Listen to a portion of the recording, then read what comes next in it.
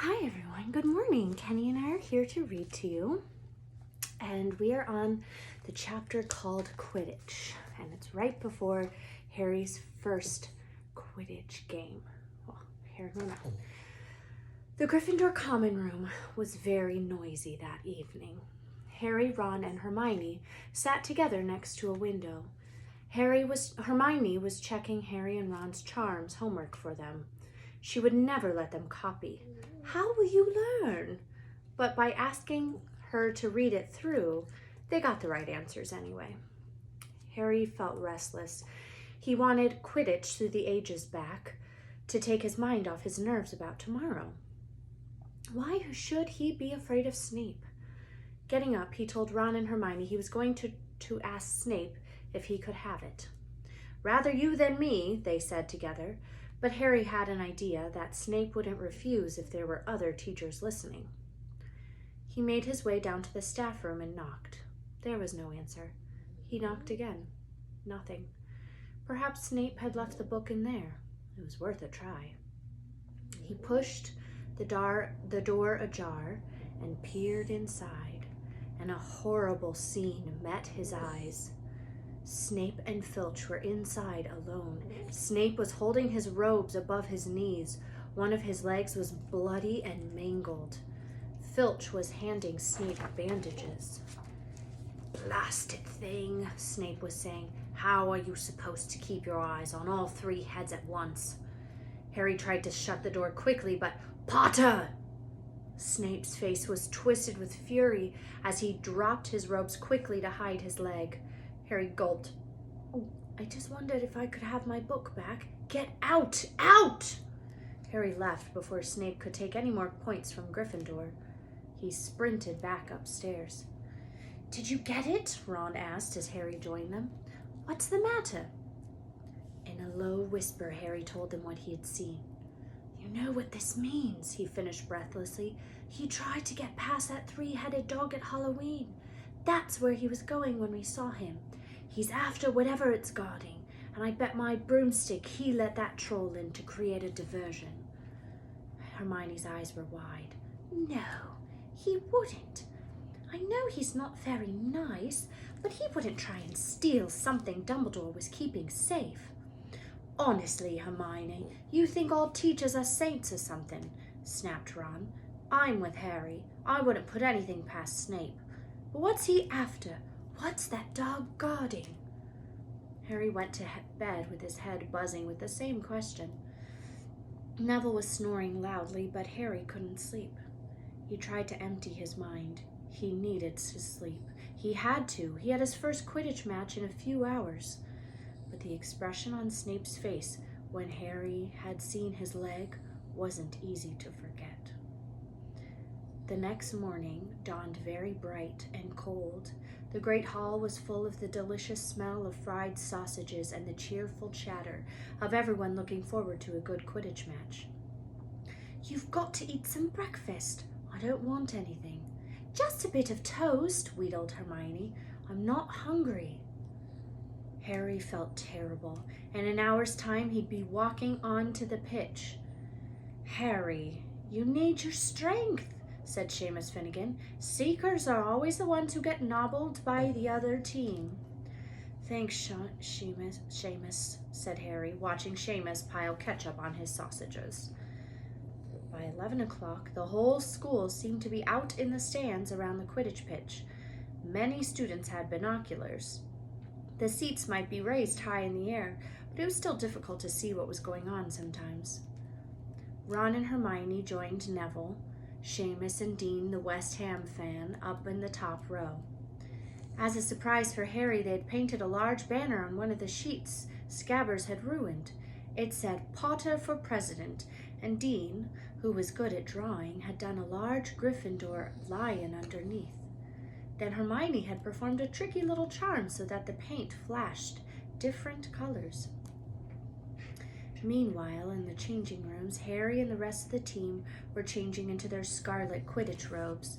Slytherin would be playing in green. Wood cleared his throat for silence. "Okay, men," he said. "And women," said Chaser Angelina Johnson. "And women," Wood agreed. "This is it." "The big one," said Fred Weasley. "The one we've all been waiting for," said George. "We know Oliver's speech by heart," Fred told Harry. "We were in the team last year." "Shut up, you two," said Wood. "This is the best team Gryffindor's had in years. We're going to win. I know it." He glared at them all as if to say, "Or else." "Right, it's time. Good luck, all of you." Harry followed Fred and George out of the changing room and, hoping his knees weren't going to give way, walked onto the pitch to loud cheers. Madame Hooch was refereeing. She stood in the middle of the pitch, waiting for the two teams, her broom in her hand. "Now I want a fair game, all of you. A nice fair game, all of you," she said once they were all gathered around her. Harry noticed she seemed to be speaking particularly to the Slytherin team. The Slytherin captain, Marcus Flint, a fifth year. Harry thought Flint looked as if he had some troll blood in him. Out of the corner of his eye, he saw the fluttering banner high above, flashing Potter for president over the crowd. His heart skipped. He felt braver. "Mount your brooms, please." Harry clambered onto his Nimbus 2000. Madame Hooch gave a loud blast on her silver whistle. 15 brooms rose up high into the air. They were off. "And the quaffle is taken immediately by Angelina Johnson of Gryffindor. What an excellent chaser that girl is, and rather attractive, too." "Jordan!" "Sorry, Professor." The Weasley twins' friend, Lee Jordan, was doing the commentary for the match, closely watched by Professor McGonagall. "And she's really spelting up along there. Neat pass to Alicia Spinnet. Good find of Oliver Woods last year. Only a reserve. Back to Johnson, and no, Slytherin have taken the quaffle. Slytherin captain Marcus Flint gains the quaffle, and off he goes.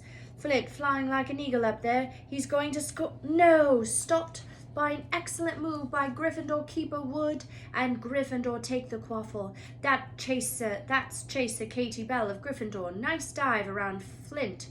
Off up the field, and ouch, that must have hurt. Hit in the back of the head by a bludger. Quaffle taken by Slytherin. That's Adrian Pusey speeding off toward the goalpost, but he's blocked by a second bludger, sent his way by Fred or George Weasley. Can't tell which. Nice play by the Gryffindor beater anyway. And Johnson back in possession of the quaffle. A clear field ahead, and off she goes. She's really flying. Dodges a speeding bludger. The goalposts are ahead. Come on now, Angelina. Keeper Bletchley dives, misses. Gryffindor scores! Gryffindor cheers filled the cold air with howls and moans from the Slytherins. "Budge up there, move along." "Hagrid!" Ron and Hermione squeezed together to give Hagrid enough space to join them. "Been watching from me hut," said Hagrid, patting a large pair of binoculars round his neck. "But it isn't the same as being in the crowd. No sign of the snitch yet, eh?" "Nope," said Ron. "Harry hasn't had much to do yet. Kept out of trouble, though, that's something," said Hagrid, raising his binoculars and peering skywards up at the speck that was Harry. And here is a great picture of the Quidditch stands. Prop up the sleeping pup. All right. Way up above them, Harry was gliding over the game, squinting about for some sign of the snitch. This was part of his and Wood's game plan. "Keep out of the way till you catch sight of the snitch," Wood had said. "We don't want you to be attacked before you have to be." When Angelina had scored, Harry had done a couple loop-the-loops to let out his feelings. Now he was back to staring around for the snitch. Once he caught sight of a flash of gold, but it was just a reflection from one of the Weasleys' wristwatches. And once a bludger decided to come pelting his way, more like a cannonball than anything. But Harry dodged it, and Fred Weasley came chasing after it. "All right there, Harry," he had time to yell as he beat the bludger furiously toward Marcus Flint. "Slytherin in possession," Lee Jordan was saying. "Chaser Pusey ducks 2 bludgers, 2 Weasleys, and Chaser Bell and speeds towards the... Wait a minute, was that the snitch?" A murmur ran through the crowd as Adrian Pusey dropped the quaffle, too busy looking over his shoulder at the flash of gold that had passed his left ear. Harry saw it. In a great rush of excitement, he dived downwards after the streak of gold. Slytherin seeker Terence Higgs had seen it too. Neck and neck they hurtled towards the snitch. All the chasers seemed to have forgotten what they were supposed to be doing as they hung in mid-air to watch. Harry was faster than Higgs. He could see the little round ball, wings fluttering, darting up ahead. He put on an extra spurt of speed. Wham! A roar of rage echoed from the Gryffindors below. Marcus Flint had blocked Harry on purpose, and Harry's broom spun off course, Harry holding on for dear life. "Foul!" screamed the Gryffindors. Madame Hooch spoke angrily to Flint and then ordered a free shot at the goalpost for Gryffindor. But in all the confusion, of course, the golden snitch had disappeared from sight again.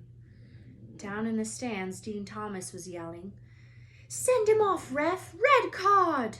"This isn't football, Dean," Ron reminded him. "You can't send people off in Quidditch. And what's a red card?" But Hagrid was on Dean's side. "They ought to change the rules. Flint could have knocked Harry out of the air." Lee Jordan was finding it difficult not to take sides. "So after that obvious and disgusting bit of cheating, Jordan," growled Professor McGonagall, "I mean after that open and revolting foul, Jordan, I'm warning you." All right. Flint nearly kills the Gryffindor seeker, which could happen to anyone, I'm sure. So a penalty to Gryffindor, who, taken by Spinet, who puts it away, no trouble, and we continue to play. Gryffindor still in possession." It was as Harry dodged another bludger, which went spinning dangerously past his head, that it happened. His broom gave a sudden, frightening lurch. For a split second, he thought he was going to fall. He gripped the broom tightly with both his hands and knees. He'd never felt anything like that. It happened again. It was as though the broom was trying to buck him off. But the Nimbus 2000 did not suddenly decide to buck their riders off. Harry tried to turn back toward the Gryffindor goalposts. He had half a mind to ask Wood to call time out. Then he realized his broom was completely out of his control. He couldn't turn it. He couldn't direct it at all. It was zigzagging through the air and every now and then making violent swishing movements which almost unseated him. Lee was still commentating. "Slytherin in possession, Flint with the quaffle, passes Spinet, passes Bell, hit hard in the face by a bludger, hope it broke his nose. Only joking, Professor. Slytherin score, oh no." The Slytherins were cheering. No one seemed to have noticed that Harry's broom was behaving strangely. It was carrying him slowly higher, away from the game, jerking and twitching as it went. "Don't know what Harry thinks he's doing," Hagrid mumbled. He stared through his binoculars. "If I didn't know better, I'd say he'd lost control of his broom, but he can't have." Suddenly, people were pointing up at Harry all over the stands. His broom had started to roll over and over, with him only just managing to hold on. Then the whole crowd gasped. Harry's broom had given a wild jerk, and Harry swung off it. He was now dangling from it, holding on with only one hand. "Did something happen to it when Flint blocked him?" Seamus whispered. "Can't have," Hagrid said, his voice shaking. "Can't nothing interfere with a broomstick, except powerful dark magic. No kid could do that to a Nimbus 2000. At these words, Hermione seized Hagrid's binoculars, but instead of looking up at Harry, she started looking frantically at the crowd. "What are you doing? What are you doing?" moaned Ron, gray-faced. "I knew it," Hermione gasped. "Snape, look!" Ron grabbed the binoculars. Snape was in the middle of the stands opposite them. He had his eye fixed on Harry and was muttering non-stop under his breath. "He's doing something. Jinxing the broom," said Hermione. "What should we do?" "Leave it to me."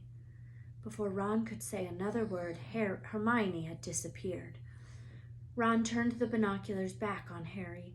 His broom was vibrating so hard it was almost impossible for him to hang on much longer. The whole crowd were on their feet, watching terrified as the Weasley flew up to try to pull Harry safely onto one of their brooms. But it was no good. Every time they got nearer him, the broom would jump higher still. They dropped lower and circled beneath him, obviously hoping to catch him if he fell. Marcus Flint seized the quaffle and scored 5 times without anyone noticing. "Come on, Hermione," Ron muttered desperately.